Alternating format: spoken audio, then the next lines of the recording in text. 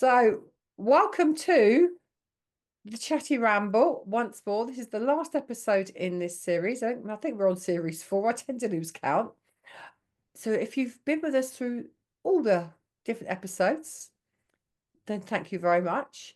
My guest today is Tracie. All right, where are you based, Tracie? You're English. I've actually Yeah, got an I'm English in person England. today. Yeah, I'm right on the coast. So at the moment, I'm down by like the Clacton end, Clacton Oh, you're Freeman. up Essex way. Yeah, yeah. Ah, so I've been all over the world this week recording recording the podcasts, and I'm back to Blighty for the last one. Yeah. So before we came on, we were talking about dragons, portals, Egypt, downloads. I now have a myriad of questions, but the one that's really intriguing me is it's a clan of dragons I've never heard of, and I want to know more about, which is the light earth dragons. So Yeah. tell me all about the light earth dragons. Well, like I said to you before, I didn't really know a lot about dragons. I just suddenly got a dragon and I tuned in to try and find out what it was about. And I actually asked my aunt, I said, "Have you heard anything about dragons?" She said, "Yeah, I've had mine for years." I thought, "Well, why did I not know about this then?" So I started to tune in to find out what type that I had. And I knew it was a big energy. And I just thinking, like, how big is this thing? Because you visualize like dragons being really massive, don't you? So he is quite big. And he said to me that he's an earth dragon, but he's also called a light earth dragon. So I thought, oh, right, we're gonna have to do some research and just like keep tuning in to find out like what does this actually mean. So because I do trauma work, from my interpretation of it is that he comes in and works with me, especially when I'm doing portal stuff. I'm working in the quantum field. He comes in, he's a big protection for me, and he protects me from like any dark entities or dark forces.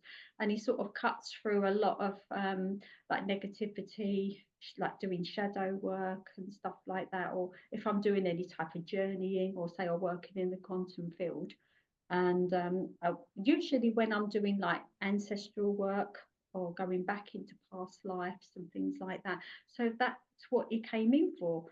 And then I got told to do the portal work. So I do a lot of portals like I did the 8, 8, 9, 9, 10, 10, 11, 11, got the 12, 12 coming, and I'll carry on. And he comes in with me with that, and he starts to help, like when I do my group of people, he comes in and he protects the space. And my lot love it because they can also see my dragon and they can see their own dragon, so it's opened up a whole new world. So I it's quite amazing. Amazing. Yeah, So, and it's interesting that he's working on. So you're talking about 8, 8, 9, 9, 10, 10. yeah. What's really interesting is the dragons have been banging on at me for, I don't know, 4 years, because they are portal dates, of course. But they're also called dragon dates. Oh, didn't know And that. so these particular dates, I have no idea currently because I haven't done the work because stuff gets in the way. Yeah, Yeah, but so these dates are called dragon dates, and the dragons are really they're really keen is the word I would use on actually connecting with them. It's a bit like when you have Beltane and Samhain, the yeah. veil is thinnest. These portal dates seem to be like amplifiers. Thank you, Yeah. they're just telling me now. All this time I've waited for this information. Yeah, So the double digit dates are yeah. amplifiers of dragon energy. I wish they'd told me this frigging years ago. Well, it makes sense now then why they got me to do it. And they've been really great. People have been pain free, uplifted their spirits, been productive. A lot's come out of it. I've got a lot of positive feedback from doing them. So, yeah, definitely a thing. I love it. And the thing is, the dragons do that. They work in the shadows, although they're incredibly high frequency beings. Their work is actually in the shadows. It is that trauma work, that shadow work, that um anything where we're holding us back, the ancestral healing. That's all the work that I do with the dragons. And it's great that somebody else is doing this work too. It's fabulous. So, right, I'm going to jump about now. Egypt. Yeah. Tell me Yeah. about Egypt. Well, I've been to Egypt many times, and I've done all the ends of like Luxor, Aswan, done all the temples, Valley of the Kings and Queens, and all that. Did that years ago. But for the last maybe year, about a year, I've been called to go to the pyramids. And I never wanted to go before. It didn't really interest me because when I like spoke to people about it, they said, oh, it's a bit dirty there. It might not be something for you. But I just felt this calling. So I've been back about a week now. So I went with one of my friends, and it was just magical. It was the atmosphere, or I just felt like I was on a different plane all the time. I was not in this world. It was just amazing. It was just completely different. I can just feel the difference coming back here. Everything's heavy and dense, but when I was there, everything felt light. The energy was really good. It was amazing. It was amazing energy. So I knew I had to go into the pyramid. We did the usual thing with the camel rides and whatever, but I went into the pyramids, and I knew that where these, what they call the sarcophagus is, there was something on there for me because I'd done past life stuff. So I understood that I'd had a past life within the pyramid. I know we've all had Egyptian love past lives, and I'd had one before um, when the Dendra temple had one there, but I was just researching to see what one I had here. And that past life that I looked into with that, I was a Templar around the time of Joshua. So the Templars do rituals in the pyramids to this day, still once a year. And I was a Templar in this past life that I knew that I was looking into. So I was an Egyptian. So I knew I had to go back because there was something there waiting for me. And I didn't really know what it was. So I was going around the sarcophagus trying to find out what it was. There was other people up there. And I kept getting chucked out because I kept going behind it. I knew it was behind, but I couldn't find it. I was feeling around and trying to, but I'll give up. There's just too many people in it. It would have been better to be by myself up there. Anyway, so I held on to it and started to chill, and I overcome with all this emotion, and I had all tears in my eyes. And every time I went back to it, it was the same feeling. So I just sort of stood against like the back of the wall at the top in the King's Chamber for a while, and just to see what would happen. But it's just mainly a feeling of overwhelm, I suppose is the best way to call it. Anyway, you're not allowed up there for very long, and they siphon you out because you are basically bent over, going all the way up and coming down. So I was like a bit of a Trojan coming out. I was like, I'm getting out of here, sort of thing, because it's a bit claustrophobic. And I thought, well, something's happened because I felt completely different, and I had to wait till I'd come back and to sort of tune into it to see what had happened. And I was told by my guides that I had had a download, I'd had some sort of upgrade in my energy system, and then when I go in to do the portal work, it's going to be even stronger. So I did one as soon as I come back, which was the 11/11 one, and that was amazing. And that's when a lot of people started giving me the feedback about they were pain free, and they felt really positive. Their sort of depression had lifted, and they was really productive. There's people writing books now and doing all sorts of things from it. It's amazing what's actually happened. So I feel something has happened, but sometimes it takes a little while for me to get it. Do you know what I mean? Because you, like we said, we get busy, don't we? So I'm still trying to find out what else is going to come from it. Amazing. We've got 12/12 to do, so Yeah. that'd be interesting to see what happens with that 12/12 portal, wouldn't it? How fabulous. So tell me about quantum. You said quantum, what did you say? Quantum? What was it? I do quantum healing. Oh, quantum healing. So tell me a bit about quantum healing. I do everything in the quantum field now. So basically, I've been doing like shamanic work for many years. Yeah. So I knew that again was a past life. It was in my lineage, and I've done the work on that. There is a book, and I've done a few books as well. And anyway, it started to transition of coming out of doing shamanic work, not having needing to do so many rituals and things like that, going into working in the quantum field. So when I retrained, which was sort of about a year ago, roughly, I started training into being a trauma coach because I was getting people coming to me. It was bad. I was getting some really bad cases coming, and I was getting a bit stressed out, thinking, am I going to re-trigger them by trying to work through it? Not that we go over their old stuff, it's just about moving forward. But I was feeling a bit out of my depth, so I retrained into trauma work. And then part of that training was my guide said to me that you're going to do all this work in the quantum field. So obviously, I am a medium, and been doing healing and stuff like that for a while, for many years actually. But yeah, so I just started to keep lifting and going into the quantum field, and they just said to me, you're going to do everything in there. So that's what I do now. Everything is done in the quantum. So everything exists in the same time and space, doesn't it? So you can go in, clear generational stuff in the now that's in the quantum field. So I do past life stuff up there, generational clearing, former work, whatever it actually is that I need to So are do. you shown it? Do you see it? Or how Yeah, does it work? How does it work? Yeah, how does it work? Tell me how it works. it depends. And if I'm going to do, say, past life stuff where there's trauma in there, I go and collapse timelines. Do you know about timelines? Go on. I know about timelines. It was collapsed timelines.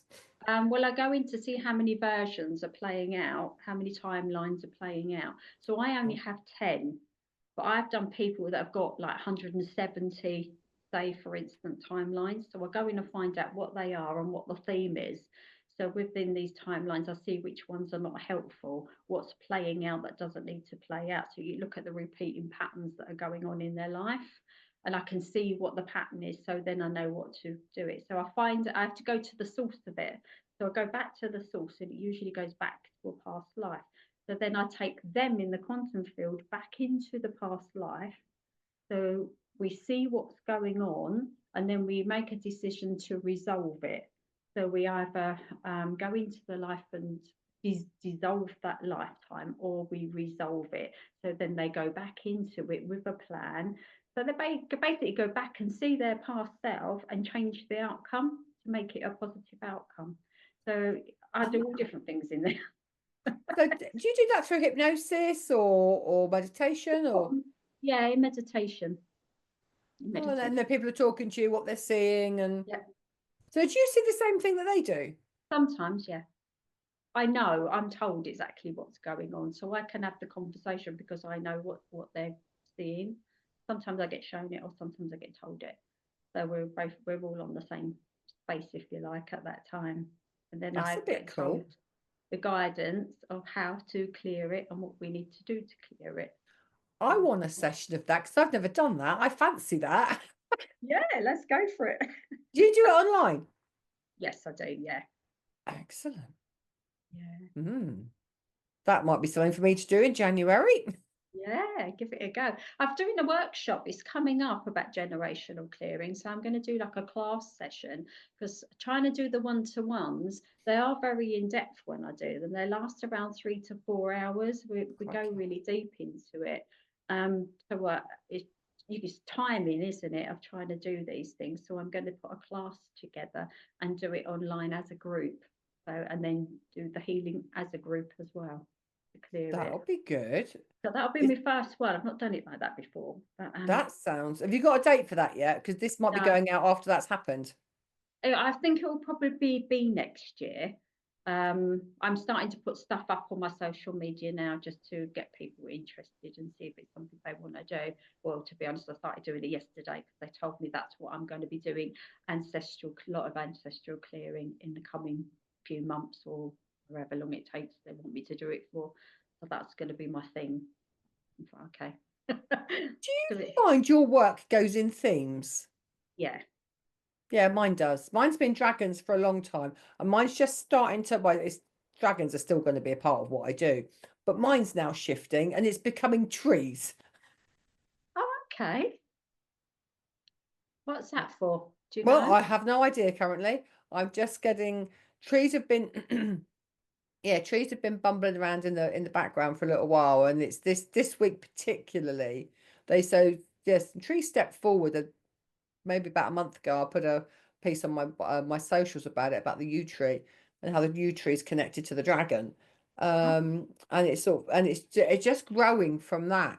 Yeah, so today it's been hawthorn. This week it's like it's been hawthorn. Oh, So it's like, yeah. oh, That's interesting. I did a bit of that. I've written a book on Celtic mysticism, and in that there's a lot to do with trees as well, yes, sir. and what they're used for. Yeah. So Um, what's your book called on Celtic mysticism? it's called Celtic It is called mysticism. Celtic mysticism. Is Yeah. that on Amazon? Yeah. Yeah. I've got 4 books. They're all on Amazon. They were commissioned. I didn't write them. Well, I did write them, but I didn't write them myself. I was asked to write them, if you know what I mean. Okay. So what? So give us the titles. So one is Wicca, one's on Wicca, one's on spiritualism. There's a little book on spiritualism. There's one on Wicca, and there's one on shamanism, and the one on Celtic mysticism. So they're under my name. You can find them on Amazon. So I Cool. was commissioned to write them in lockdown, actually, which was handy because it kept me busy. Yeah, no, completely. So were you traditionally published or self-published? No, they published them. They're American, and one of them was English publishers. Can't remember the names offhand, but yeah, it's not like I've really put a lot of thought into me writing books. I just treated it as a job. They sort of asked me to do it, and I did it, and then I done it, and then I moved on, if you know what I mean. So I have got them here, but they're a bit over there. I'll have to go and get them. That's But all yeah, right. I will go on Amazon and find them. they're So on what my else is happening with website. you then? So so how long have you been a medium? Oh, well, all my life. I was born that way, and I started getting experiences around about 5, 6 years old. But I fully went into it around about the age of 30. So yeah, a bit older than that now. So I've been doing it for quite a while. But it's funny, isn't it, how that hitting 30 Yeah, is so often a change point for us. yeah, Yes, it's when I stepped onto my spiritual path was just yeah, that my very early 30s. So although I've been sort of dabbling and playing around really from teenage from teenager, I stepped onto it fully in my 30s. And there's something about that 30, isn't it? It's well, we hit the Saturn return, don't we? The wounded yeah, healer, yeah, Chiron. yeah, And that's what then takes us yeah, onto well, if yeah, if we follow our got knowing it. and our truth and everything else, we know where Yeah. we're going, don't we? Yeah, I had a visitation. So I was sitting in my living room as I am now. I'm not here though, but and I had big windows then as well. And it was about 9 o'clock at night, and I'd had a bit of a difficult time of it, but so had a friend of mine, and she'd come round to talk to me. I ended up helping her. Then she went, and you know when you sit there and go, "Well, what about me then?" Typical scenario. And all of a sudden, like this big being appeared in my living room, and I can still see the face today. So it looked to be about 8 foot tall, blonde hair. Couldn't tell if it was male or female. It was androgynous looking. Didn't have wings, but I sort of knew it was some sort of angel. And I was just looking at it thinking, my God, like I've not been drinking or anything. Like it's just there in my room. And it was there for about 30 seconds or whatever. And from that day on, I just felt completely different. I felt quite emotional for a few days. It brought up whatever it brought up in me. And I just thought, oh, I think now that I've had this visitation, it's something to show me that I need to now step into it. So I was working in the city at that time. So I basically jacked in my job, sold my flat, decided to go on the spiritual path and use the money that I got from my flat to support myself while I just studied and learned all different things. And my family all thought I was mad. Just thought I was mental. So yeah, that's what I did, and I haven't looked back. It's been like that ever since. Well, that's quite a journey, isn't it? I think you're the second person this week I've spoken to that's taken like that leap of faith, um, that have just gone, no, I needed to make that change. I had to. Yeah, Yeah. And it's that, and that's the big thing with, and again, there's another theme going through this week about trust. yeah, It's about the big trust is about not just trusting guides or whatever. The big one is to trust yourself, isn't it? that's our biggest challenge, is to trust ourselves and follow the path that we're being led down, however wherever that takes us. Yeah. It's had its twists and turns. I've done different things along the way, but they've always ended up connecting to spirit in some shape or form, though. So it's been a bit of a journey. And then, like as I was saying to you, the last thing that's happened was the dragons, which I didn't really know much about, and then get a dragon. So I yeah, love it. And yeah, what I find really interesting, and it still happens, is how it happened right from the beginning, and it still happens now, is that you don't choose to work with dragon. Dragon chooses you. yeah. I understand that. I got told that. I thought, Yeah, oh wow. Now, yeah. I mean, tell me, why does that happen? Is it a certain vibration that you're at and they're attracted to you? Do you know? I don't know. The way I sort of understand it is the dragons have realized that one person can't do all of it. So when I first met dragons, at that time, I couldn't find or didn't know of anybody, this was the early 2000s, that was doing dragon work. Yeah. And they gave me a whole host of stuff to do. And it's like, God, there's only me. And so I think they eventually realized that actually there are other people too that can do can be aware of dragon, but also can do the tasks that they're asking of them. Mm, And I think it's that they have the long and the short of it is if we don't do the deep work, the heavy work, the trauma work, there won't be a bloody planet. There yeah. won't be in our lifetime, but in future generations, there will not be a planet left. And if we don't if we don't start being the change that we want to be on the planet, and start to do that deeper healing work that will then ricochet and ripple through past and future generations, Yeah. um, the future generations won't have a home. Mm, yeah. And that's why we've got dragon. And but I think they choose people that are actually quite gobby.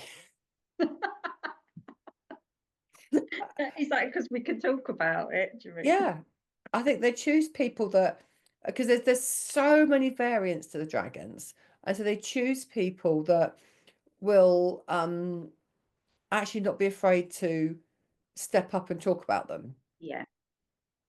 and Yeah. actually have enough nous about them to experience it with an open mind and an open heart, because that's the big one with dragons, it's having that open heart, Yeah.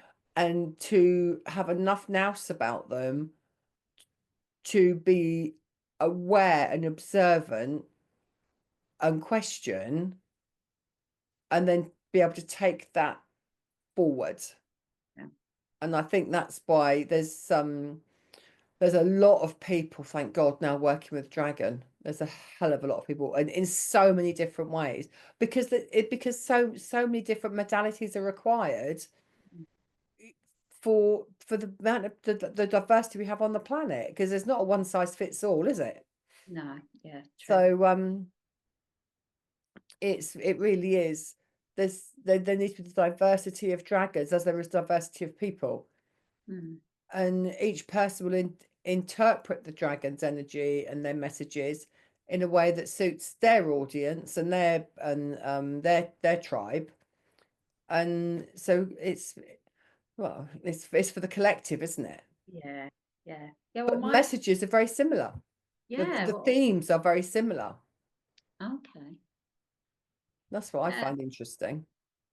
Yeah, I mean, my lot people that I work with and follow me, and that they fully embrace the dragon. When you just think, really, what is this? Are But we yeah, barking mad? yeah, they all took it on board and they all love it. So I just think, oh, yeah, It's great, isn't it? It's yeah, fabulous. I just love the fact that the dragons, there was enough now, because it's been such a slow trickling of dragons, and there's enough now that there's enough energy behind it. It took years to build, but now the dragons have hit the collective consciousness, mm, and that's what's making such a difference. And there's so many more dragons coming forward. I was talking to a lady yesterday, and she was talking about the crystal dragon. So this is Vi, who's on another podcast that when this goes out, it would have been last week, and she's talking about the crystal dragon. So that was fascinating. Somebody else was talking to you this week, was talking about the dragons that work with the land and the garden with the elementals, Yeah. and it's like it's just huge now. Mm, But what's really interesting is it's almost as if we're an underground movement.